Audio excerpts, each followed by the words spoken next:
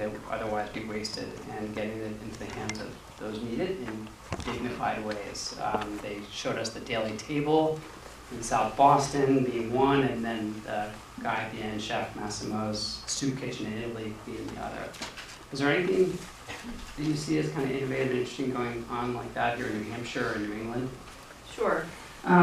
First of all, we're in a very different situation than those that were portrayed. Doug from Trader Joe's actually is kind of controversial in our industry because he's in Boston, which is a food nirvana, compared to New Hampshire, which is really called a food desert. He can get away with that. He can poach basically from the grocery stores and it doesn't have an impact on folks like us who are rescuing that food and getting it to the food insecure and not reselling it. So if that can happen with the economies of scale of a place like Boston and Washington, it's not going to happen in Manchester.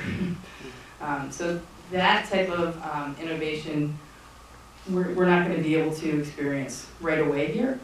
But what we are doing is with our rescue program, taking as much as we can. Our chefs go down. We have one of our chefs is White House trained, and they go down every day and they see, what do we got? What are we going to make? And so we're always innovating like that within our own sphere, but we want to be able to expand that ability. All right, let's hear from you. I'm going to hand the mic over to Krista Humboldt, so just throw your hand up and she'll give it to you.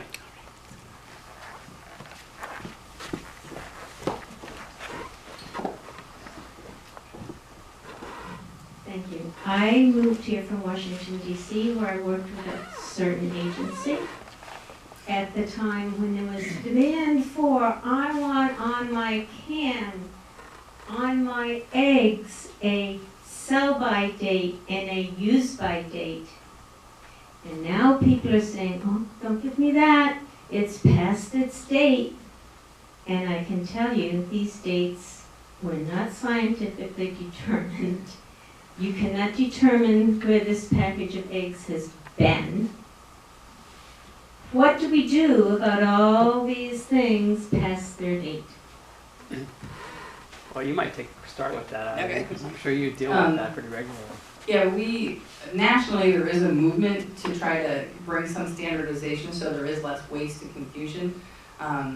So that there is on a national level and on a federal level that we are trying to bring that, maybe to that agency that you have to work for. But we do the best that we can in educating our folks and our end clients through our agencies, what is okay and what isn't.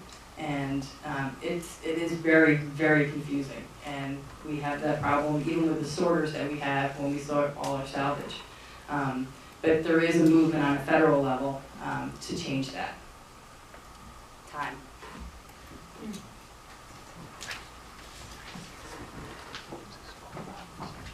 Hi. It's a follow-up to your question. What does the Food and Drug Administration, particularly the food part of the acronym, what is its vision in terms of what you've spoken to today? Does it have an impact on what you've spoken, or is the FDA, the food part of that acronym, is it meaningless?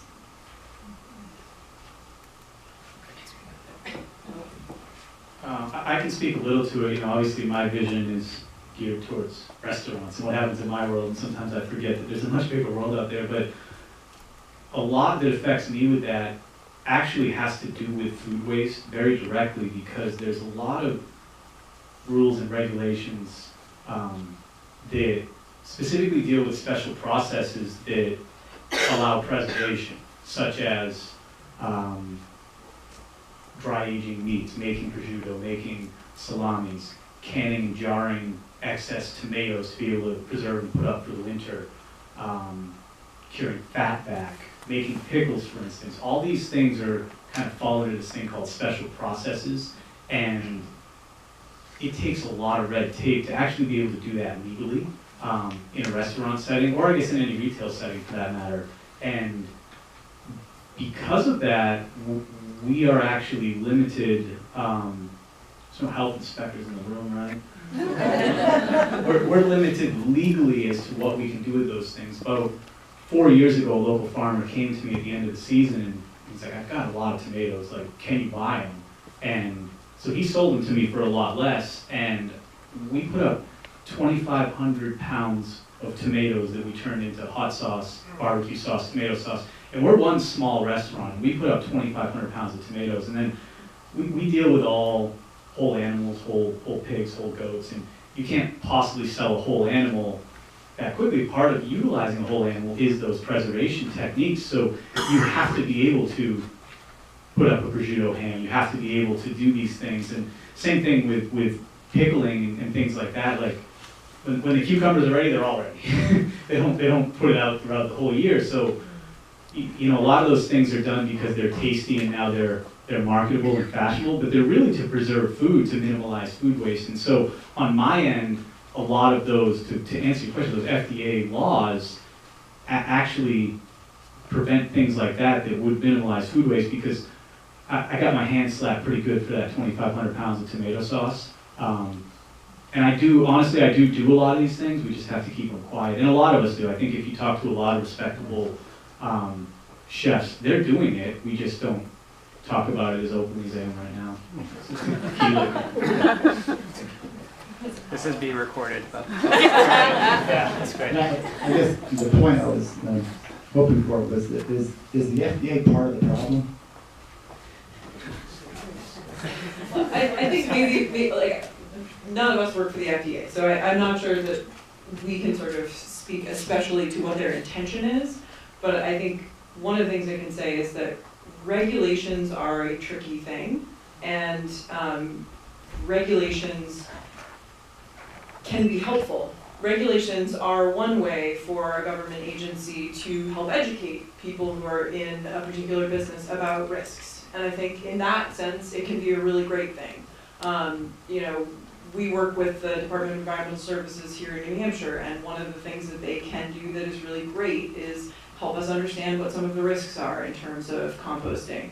On the other hand, sometimes regulations are written without a lot of knowledge or a lot of background information, or they were written 30 years ago, and times have changed. So for example, in New Hampshire, composting is governed by the same rules that you would need to set up a composting facility. You have to follow the same rules that you would follow set up a landfill. Those are two very different things, and so I think those are examples of where regulations can be a really good thing. There are bad actors out there, but when they're not written carefully and in sort of conversation with the practitioners, they can be problematic. And I think that in these areas, I was jumping up and down in my seat looking at some of the examples of things that are going on in South Korea and places like that, and realizing none of it would be impossible to implement under some of the current regulations here. We're working on changing them. One of the things that we do is we're actually trying to create Upper Valley Compost is trying to create a market for compost as a service and show that there is demand from people in New Hampshire for composting, so that we can change the regulations, so that we can create more composting facilities, so that we can change the system. So I think that regulations can be changed, particularly when people demonstrate a strong demand for that thing. So I think it's really important to take this back to what we as citizens can do.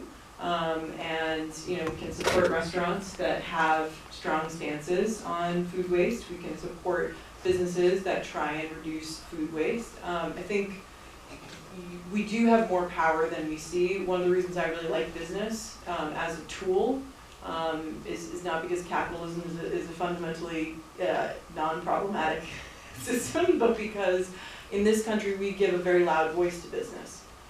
We give a very loud voice to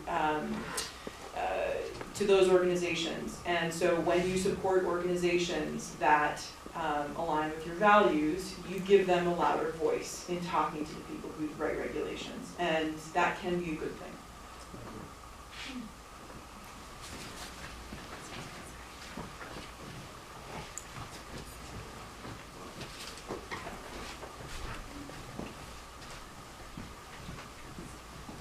I think this question is for Eileen, and I'm wondering Are there any regular efforts in the state to glean excess fruits and vegetables from farmers? Yes, and they need volunteers. The New Hampshire Cooperative Extension, and the woman's name is Stacy Perslow, and we have a great need for volunteers so that we can capture more and glean more. Massachusetts has an incredible program, they have a training program. I've got New Hampshire farmers who will allow Massachusetts to come up because we don't have enough gleaners.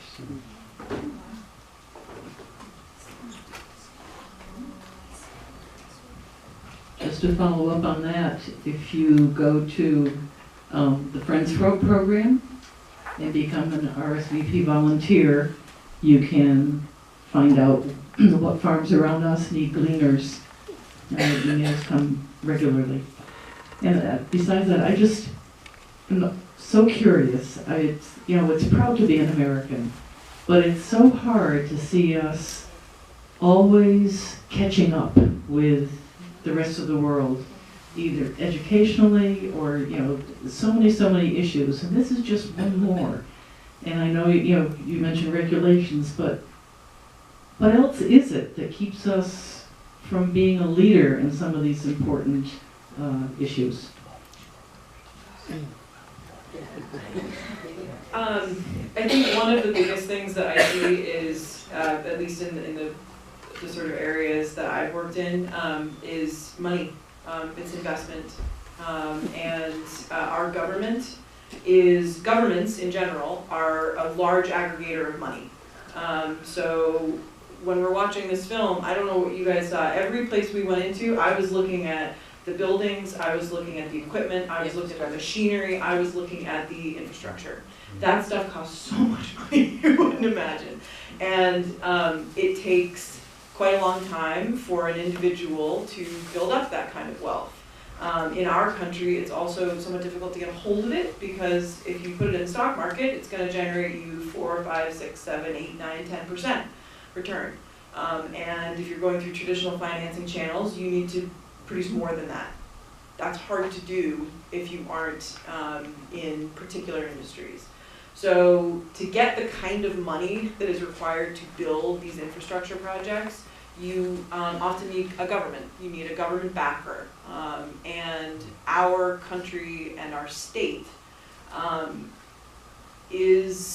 tends to have feelings about making investments in some of these areas. And I think that's one of the truest answers, is that it takes money. And you have to have a lot of it in one place, and you have to have a lot of people who believe in that. And these things are completely possible to build. The technology exists, but we have to invest in it. And as much of a New Hampshireite and a live free or die person as I am, and there are plenty of areas where I would love to see the government take a step back, these are areas where it is not possible for us as individuals to make these changes. And we need the help of a large group of people pooling their resources via a government to make those shifts. So I see that as being one of the big areas where we lag, is that our government isn't willing to make the investments that we need. Yes, we can change it. I have a quick question, and wondering if the cooperative food store model can help with that in any way. Fascinating and wonderful question, and yes is the answer. Consumer cooperatives are a wonderful way for us to pool our resources and make changes that we want to see. In the Upper Valley, we have the Hanover Consumer Food Co-op, which has, it's not single-handedly, but somewhat single-handedly created a market for local foods, created a market for local food producers. It's shifted the way agriculture acts in the Upper Valley. Here in Concord, we have the Concord Food Co-op. When you look at grocery stores, I didn't love the demonization of grocery stores in this film, the sense that it's a they. They are providing what we demand. They are doing what we ask them to do. If we ask them to do something different, they would do something different. And I think that with a cooperative, they can provide very explicitly what we request. That is what a cooperative does. They say, you want this, we put it on the shelf. And so I think that, yes, cooperatives can be a really, really cool way to shift our systems. I can add to that just real quickly. Another, I guess, way to look at it that I see it is that because of the large-scale farming and agriculture that has happened in this country, our perception of what food costs is actually very skewed and not true to what it actually is. Like, we can go to the grocery store and pay pennies for chicken, if you will, but the cost of a real chicken, to get a properly raised chicken, is so much more than that. So then we see the cost of a quality chicken, if you will. You say, oh wow, that's just way too expensive, I'm not going to pay that, or pork, or whatever it may be. And I don't think that the problem on looking at it in that lens, the problem isn't how expensive a proper ingredient is, it's how cheap the mass agriculture has actually made everything, that now we think everything else is so expensive, and we need to be able to get back to being okay with maybe one less case of Bud Light so that we can buy a proper chicken. And then if you actually take the time to see a chicken raised and kill a chicken and be part of that process, you're like, oh geez, I'd pay double for that. Good Lord. Because, it's really remarkable. I'm going to turn it over for one more question, and then we'll wrap it up. I don't really need the mic, but my question for you, Jessica, were you familiar with that part of the movie where there was a process, I can't remember what the process was, but $1 invested equals $14 return.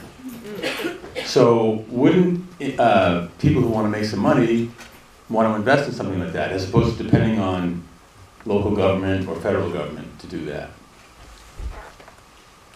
I do not know where that number came from. Not seeing 14 to 1? Yeah, I don't know where it came from. It's made you jump, right? Fascinating number. Yeah, it made me jump. My suspicion is that it has a lot to do with particular technologies. There are particular technologies that return a very significant return on investment. So, but if they're available to them, they're available to us.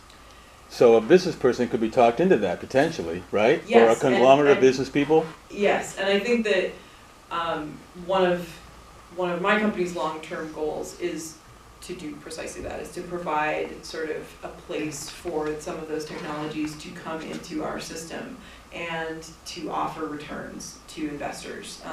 So yes, I think that I went to business school because it turns out it's really hard to make money, and that there is actually a lot behind it. And so I think that one of the tricky things is that we sort of, I guess it's hard to get away from a message of this is all really hard. I think that it's hard to get a message, it's hard to get around that, but I think that I really enjoyed some of the messages here. It was a very sexy version of all of the things that you were looking at. Because hard is okay, especially for that kind of a return. Sure, hard, yeah, absolutely.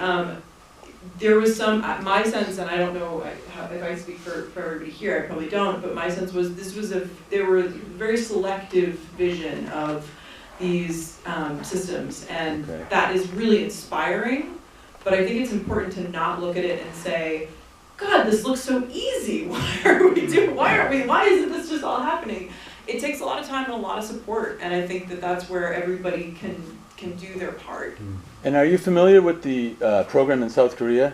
No, but I was sitting back there shaking my mother's arm saying, this is what we've been trying to build. This is the thing. Okay, I'd be curious to talk to someone who's familiar with it, because what stops those people from going to the local park and dumping their scraps in the woods, or how do they know that everyone's sort of playing along? So I'm going to suggest you take it offline, just for this, if that's okay, because I want to honor everyone's time. And let me just, yes, please. I just want to wrap up by saying, so Anthony Bourdain talked at the beginning of the movie about he was nervous about doing that movie because